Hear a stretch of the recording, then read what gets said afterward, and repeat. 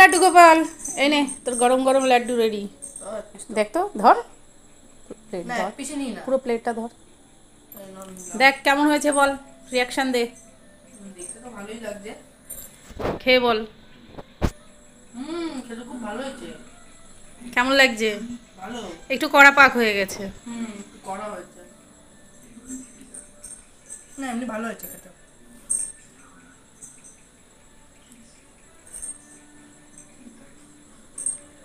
তা আমাদের জন্য একটু দে, সব তো একা খাচ্ছিস। একটা খাবো, তোমরা খাও, বানিয়েছো তো তুমি। আমি একটা বাটির ভেতরে 200 গ্রাম বেসন, পরিমাণ মতন ফুড কালার দিয়ে ভালো করে নেড়ে চেড়ে নিলাম। আর এটাকে ভালো করে নেড়ে এর ভেতরে ভালো করে মিশিয়ে আমি অল্প অল্প করে জল দিয়ে ব্যাটারটাকে বানিয়ে নেব। অনুরোধ রইল, যদি আমার ফেসবুক প্রোফাইল থেকে দেখেন তাহলে আমার চ্যানেলটিকে লাইক করবেন এবং ফলো করে দেবেন। এইভাবে আমি অল্প অল্প করে সম্পূর্ণ জল দিয়ে গোলাটাকে ভালো করে বানিয়ে নেব। গোলাটা বেশ পাতলা হবে, যেটাকে বলা হয় ব্যাটার। এই যে দেখুন আমার ব্যাটারটা রেডি হয়ে গেছে। আরও একটু ভালো করে নাড়িয়ে নিচ্ছি যাতে এর ভেতরে কোনো দানা দানা না থাকে বা সুন্দর করে মিশে যায়। চামচ দিয়ে দেখুন কি সুন্দর এটা পাতলাও হয়েছে।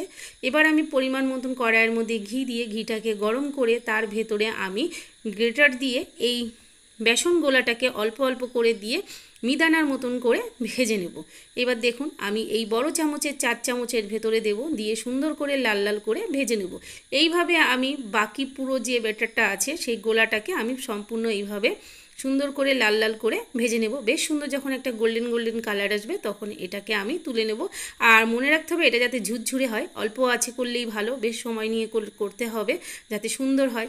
এইভাবে আমি বাকি যে ব্যাটারটা আছে সেটাই এইভাবে ভেজে নেব। এই যে আমার ভাজা হয়ে গেছে। এবার আমি কিছুক্ষণের জন্য এটা রেখে দিয়েছিলাম ঠান্ডা করার জন্য।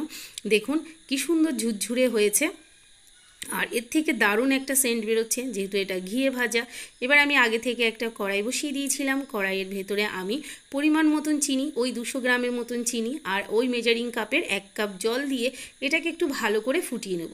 আর দেবো 2খানা এলাচ, যাতে টেস্ট এবং সেন্ট দুটোই সুন্দর আসে।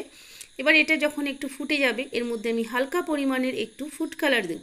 দেখুন চিনি আর জলের মিশ্রণটা কি সুন্দর ফুটে উঠেছে, বেশ সুন্দর একটু আঠা আঠাও হয়ে গেছে, মানে চিনির শিরাটা। এর মধ্যে আমি একটু অল্প পরিমাণের ফুড কালারটা দিয়ে জলের কালারটাও চেঞ্জ হয়ে যাবে। আর দেব আমি এর ভেতর 1 চামচ গোলাপ জল দিয়ে এবার আমি এটাকে ভালো করে নাড়িয়ে একটু ফুটিয়ে বেশ সুন্দর যখন আঠা আঠা হয়ে যাবে তখন আমি এর ভেতরে যে ভেজে রাখা মিদানাগুলো আছে সেগুলো এর মধ্যে আমি অ্যাড করে দেব। এই যে এর ভেতরে আমি সব মিদানাগুলো ঢেলে দিয়েছি। তখন আমার ছোট ছেলের সঙ্গে আমার একটু যুদ্ধ চলে তো বেশি চলছিল, তাই ভিডিওটা করতে পারিনি, তাই এখন একটু দেখিয়ে দিলাম। আর দেবো আমি চাল মগজ, আর দেবো আমি 1 চামচ মধু, যাতে এই লাড্ডুটা 1 সপ্তাহ ধরে বা বেশি দিনও তার স্টোর করতে পারেন। আর এটা ড্রাই হয়ে যাবে না, বেশ সুন্দর অয়েলি থাকবে, খেতেও খুব ভালো লাগে আর একবার খেলে বারবার খেতে ইচ্ছা করে। যদি আমার ইউটিউব চ্যানেল থেকে দেখেন তাহলে অনুরোধ রইল আমার চ্যানেলটিকে লাইক কমেন্ট সাবস্ক্রাইব করবেন আর শেয়ার করবেন। আর আমার এই লাড্ডুর রেসিপিটা কেমন হলো অতি অবশ্যই আমাকে কমেন্ট দিয়ে জানাবেন। আর একবার অন্তত বাড়ি করে খাবেন, দেখবেন খুব ভালো লাগে। অল্প খরচে একটা দুর্দান্ত স্বাদের বাড়িতে রেসিপি হয়ে যায়। মতিচুরের লাড্ডু, বাড়ির লাড্ডুটা তো সবাই পছন্দ করে আর আমার লাড্ডু গোপাল তো লাড্ডু পেয়ে খুব খুশি। দেখুন আমার লাড্ডুটা হয়ে গেছে। এইভাবে আমি সমস্ত লাড্ডুগুলোকে করে নেব, বাকি লাড্ডুগুলো এইভাবে হয়ে যাবে।